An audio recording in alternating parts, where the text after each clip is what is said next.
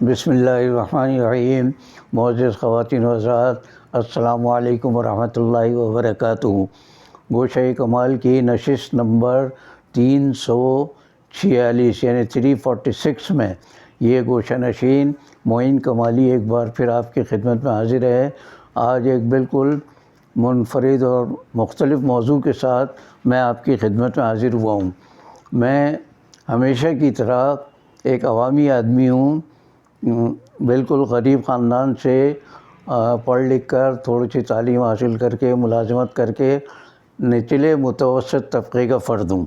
تو آج اپنی ذات کے حوالے سے میں پورے ملک کے عوام کی روداد آپ کے سامنے پیش کرنا چاہ رہا ہوں۔ ایک دو روز پہلے میرے گھر میں سیب آئے، تو میں نے اس میں پلیٹ میں 4 سیب رکھے ہوئے دیکھے، چھوٹے چھوٹے سیب، درمیانہ درجے سے بھی چھوٹے تھے وہ۔ تو میں نے اس کی قیمت پوچھی تو کہنے لگے یہ 200 روپے کے ہیں یہ۔ تو میں نے حساب لگایا کہ ایک چھوٹا سیب 50 روپے کا ہے یہ۔ اس 50 روپے میں آدمی کو کتنی کیلوریز ملے گی، کتنی توانائی ملے گی، یہ کوئی تصور نہیں کر سکتا۔ تو آپ یقین کریں، مجھ جیسا نچلے متوسط خاندان کا فرد گھر میں ہدایت دے رہا ہے کہ بھائی سیب کو ایک ایک روزانہ کر کے استعمال کرنا۔ ہم 2 میاں بیوی ہیں گھر میں، تو میں نے کہا یہ ایک ایک کر کے استعمال کرنا۔ آج میرا خیال ہے اس میں سے 3 سیب ختم ہوئے ہیں، چوتھا ابھی ہمارے پاس باقی ہے۔ تو یہ اپنی ذات کے حوالے سے میں بتا رہا ہوں کہ اس ملک میں مہنگائی کا کیا عالم ہے۔ ہمارے سابق وزیر اعظم صاحب بہت دعوے کر کے کہ میں یوں ریاست مدینہ بنا دوں گا اور یوں مہنگائی ختم کر دوں گا، اور جہاں کرپشن ہوگی سمجھ لیں حکومت نااہل ہے، اور دنیا بھر کی باتیں کر۔ ان کے جانے کے بعد اب وہ 4 پر مجھے 4 کی گردان یاد آ رہی ہے۔ تقریباً 4.25 سال انہوں نے حکومت کی۔ اس کے بعد جن کے سپرد کر گئے وہ انٹرم گورنمنٹ یا عبوری حکومت کہلاتی تھی۔ انہوں نے کچھ عرصے حکومت چلائی، پھر اس کے بعد الیکشن کرائے فروری میں پچھلے سال۔ تو تقریباً 1 سال ہو رہا ہے نئی حکومت کو، جو مسلم لیگ اور ان کے اتحادیوں کی حکومت ہے۔ انہوں نے بڑے دعوے کیے، پچھلے والوں نے بھی یہ دعوے کیے تو ہمیشہ کرتے آتے ہیں کہ پچھلے سارے لوٹ کے کھا گئے، بے ایمان تھے اور نااہل تھے اور خدا جانے کیا کیا تھے۔ اب ہم آ گئے ہیں تو آپ دیکھیے ملک کی تقدیر۔ اب 1 سال ہو گیا ان کو آئے ہوئے، 4 سال وہ حکومت کر کے گئے، 4.25 سال۔ 1 سال کے عرصے میں انہوں نے دعویٰ کیا تھا کہ مہنگائی مصنوعی طور پر بڑھی ہے، اس عرصے میں ہم سب سے پہلے مہنگائی پر قابو پائیں گے۔ ہو سکتا ہے پنجاب کے بعض علاقوں میں ان کی جو مریم نواز صاحبہ وزیر اعلیٰ ہیں، انہوں نے ممکن ہے کچھ معمولی کمی کر دی ہو، لیکن ہم سندھ میں رہ رہے ہیں۔ سندھ میں ہمارے ساتھ بدقسمتی یہ ہے کہ مرکزی حکومت سندھ کو کوئی اہمیت نہیں دیتی، خاص طور سے کراچی والوں کو کوئی اہمیت نہیں دیتی۔ اس کے بعد سندھ کی جو حکومت ہے وہ تو سرے سے کراچی والوں کو کچھ سمجھتی نہیں ہے۔ تو اس لحاظ سے مہنگائی کا سارا طوفان ملک بھر کا وہ کراچی میں آتا ہے۔ تو مجھے یہ 4 سیب پر ایک تو 4 سال ان کے یاد آئے، پھر اس کے بعد میرا دل چاہ رہا ہے کہ ان کی 3 سابق حکومت کے سنا کیا نام ہے، شہباز شریف صاحب، سنا ان کی بھی 4 بیویاں ہیں، اور سابق نے 3 بیویاں کی کر کے چھوڑ دی تھی، ایک خود وہ۔ تو دل چاہ رہا ہے کہ ایک ایک سیب ان کو یا تو 4 بیویوں کو شہباز شریف صاحب کی ان کو تحفے میں بھیج دیا جاتا، اور یا پچھلی حکومت کے جو سربراہ تھے جو پورے ملک کو یعنی ایسا بنانا چاہ رہے تھے کہ دنیا بھر سے لوگ ہمارے یہاں ملازمت کے لیے آئیں گے، اور جو بیڑا غرق انہوں نے کیا ہے وہ تو ابھی 20-25 سال تک بھی اس کو ٹھیک کرنا مشکل ہے۔ تو میں جو بات کہہ رہا تھا وہ یہ تھی کہ یہ 4 کی جو گردان تھی کہ 4 سال وہ کر کے گئے، اور اس کے بعد انہوں نے اب جو لوگ آئے ہیں انہوں نے دعویٰ کیا 1 سال میں کچھ بھی نہیں کر سکے ہیں، یہ دعوے ہی دعوے، ہم یہ کر دیں گے اور وہ کر دیں گے۔ اور اس حکومت کا جو بڑا حصہ ہے مسلم لیگ نون، اس نے تو پہلے بھی کئی بار مرکز میں حکومت کی اور پنجاب میں حکومت کی۔ آج تک ملک کا جو برا حال ہے ان میں پیپلز پارٹی اور مسلم لیگ نون، ان دو کا سب سے بڑا ہاتھ ہے۔ ان کے اپنے اثاثے دیکھ لیجئے، ایک ایک شخص کے اثاثے دیکھ لیجئے۔ میں یقین سے کہہ رہا ہوں کہ خاص طور سے شریف خاندان اور زرداری خاندان، یہ تو شاید گن بھی نہ سکیں کہ ان کے پاس کتنا مال و دولت ہے۔ اللہ کی پناہ، جن لوگوں کے پاس اتنا مال و دولت ہو اور وہ عوام کو 50 روپے کا ایک سیب دے رہے ہیں۔ اب اس سیب پہ مجھے یاد آیا کہ چلیے ہم نے تو کسی طرح خرید لی اور خریدتے بھی رہتے ہیں، کھا بھی لیں گے، لیکن مجھے وہ یاد آتے ہیں کراچی میں بچے جو پیچھے تھیلا لٹکائے ہوئے، چاہے ٹاٹ کا ہو یا کسی کا بھی ہو، وہ لٹکائے ہوئے اور گھورے جو کہلاتے ہیں اس کے کوڑے کے ڈھیر، وہاں سے پھل چن چن کے، اس میں جو حصہ گلا ہوا وہ سائڈ چھوڑ کے جو لوگ پھینک دیتے ہیں امیر لوگ، وہ پھل چن چن کے کھاتے ہیں، وہ وہیں بیٹھ کر۔ بہت سچی بات ہے، اتنا دل دکھتا ہے ان کو دیکھ کر کہ اللہ، یہ پاکستان کے لوگ ہیں، اسلامی مملکت کہلاتی ہے یہ، اسلام کا سرے سے کوئی تعلق نہیں اس مملکت سے، کوئی ایک آدمی بھی تو بتا دے۔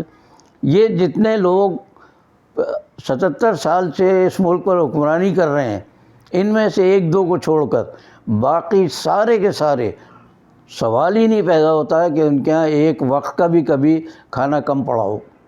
اور مال و دولت میں بتا چکا ہوں اتنا کہ کوئی اندازہ بھی نہیں کر سکتا۔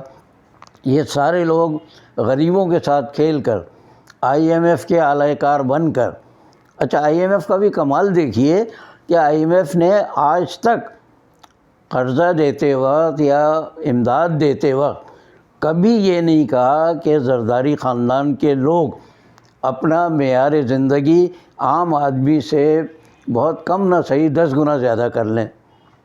شریف خاندان کے لوگ ایسے ہی کر لیں، مولانا فضل الرحمان صاحب ہیں اور جتنی بھی سیاسی جماعتیں ہیں ایک دو کو چھوڑ کر،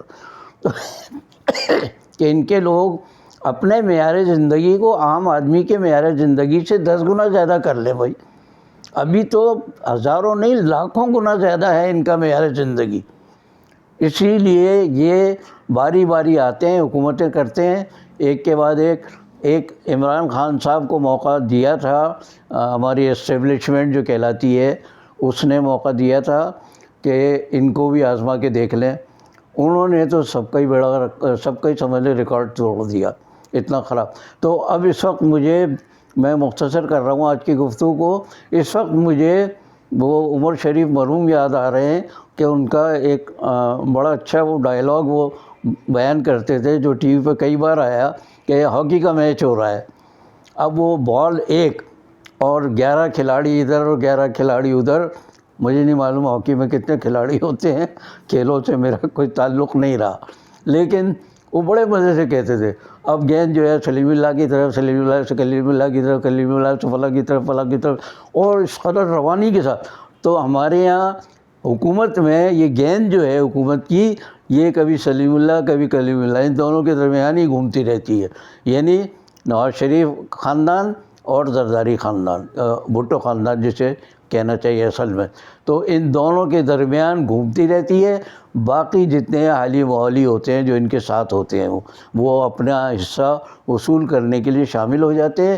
اور دیکھ لیجیے، میں تو یہ کہتا ہوں کہ ان کو اگر ان سے سب کچھ چھین لیا جائے، کوئی آئے اللہ کرے کوئی ایسا انقلابی کوئی شخص آئے ان سے سب کچھ چھین کر اور کہے کہ ایک عام آدمی جس طرح زندگی گزار رہا ہے اس سے چلیے آپ کو ہم 5 یا 10 گنا زیادہ دے دیتے ہیں، اس سے زیادہ ہم آپ کو نہیں دیں گے، رہنا ہے تو رہیں ورنہ جائیں، ملک چھوڑ کے جائیں۔